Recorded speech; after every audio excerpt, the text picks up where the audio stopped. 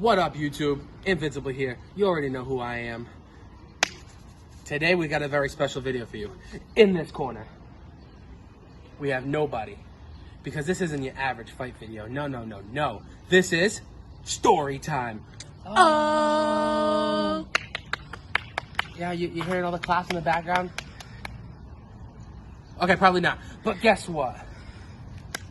Today we are talking about my fight life and kind of before FRF started and how I got into fighting and the early stages of FRF and all those little tiny things that people don't know about me or my fight career. So let's start off from the very beginning. I got into fighting from an early age. I was probably, I would say about 9 years old. Got into like karate and stuff like that. That's how you know we in the hood. You can hear screaming. Okay, well, people are dying. That's fine. I wanted this to be as authentic as possible, so I wanted it in the open world. So if you hear murders, we do not condone murder. Yeah, it just happens. Okay, so age of 9, I was getting into karate. You know, kind of just messing around, having fun. It was a reason to punch things. You know, it's whatever. Around age 13 is when I started taking it a little bit more serious. I had a coach who did end up dying probably a year after he started coaching me, which sucks. I'm not going to get into that whole thing and that whole scenario, but he did end up dying. It sucks. But after that, what ended up happening was I kind of transitioned into, I was always getting into fights in school constantly, whether that was elementary school, middle school, even high school a little bit, but mostly middle school was when I was at my worst. What ended up happening was I had to go through juvenile court because I slammed a kid's face into a bubbler. It was a long story to explain exactly what happened with that, but I did have to go through juvenile court, and it was not fun. But from there, I smartened up a little bit, not too much, but I went up to middle school where we started doing bodies in the bathroom. For those of you who don't know what bodies is when you square up with each other and you only hit each other in the body. And we kind of had like a little thing going on in middle school. I was in 8th grade and we would literally punch each bodies in the school bathroom, and a bunch of people would be watching, would film it and post it on YouTube and stuff. It wasn't on my channel or anything like that. It was on their separate channels. I have no idea what their links are, so I can't put it down below. But we were stupid. We were punching each other in the bodies constantly. I actually, like, we had a champ and everything. Like, it was crazy. They called me Big Mac, in case you were wondering. Yeah, that's right. Big Mac. So, it was like a crazy thing. It was stupid, but it was fun. I look back at it now kind of as like a fun, little funny experience. And was it dumb? Yeah, but it is what it is. Afterwards, I started getting out of trouble, actually, because I started joining a gym, and I believe it was freshman year of high school, I actually created a group. Now, I had it on Facebook, and it wasn't so much like FRF is today.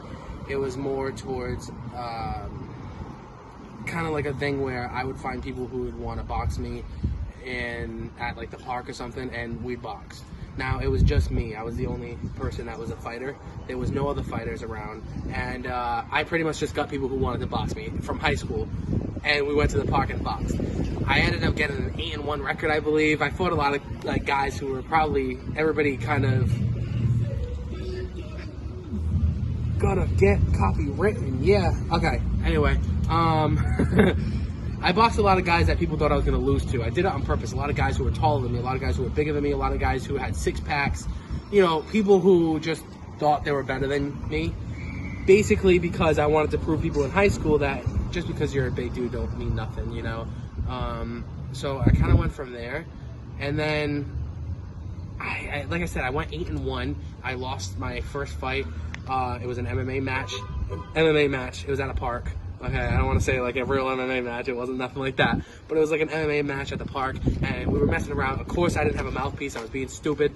I ducked my head. He punched me. My tooth went through my lip. I lost the fight. It is what it is. I'm not going to say the person's name on here. I don't know if he wants his name out there, but shout out to you. You already know who you are. It was a good punch, and I still got the scar to this day for being stupid. I stopped doing that all of sophomore year. I knew it was a dumb idea to even do it from the beginning. What ended up happening was not too long ago, I want to say about, I don't know when FRF started up again. I think a year and a half, 2 years now. I was at a cookout, and my cousin, who actually is an MMA fighter, was like, hey, I remember when you used to post videos on Facebook and stuff when you used to do these fights at the high school. And I was like, yeah, it was fun, and we should probably get into it again, but just in a less stupid way. So we started getting actual stuff. We started getting gloves. We started getting all these other things that, hand wraps, mouthpieces. And I asked on Facebook just, hey, would anybody want to join?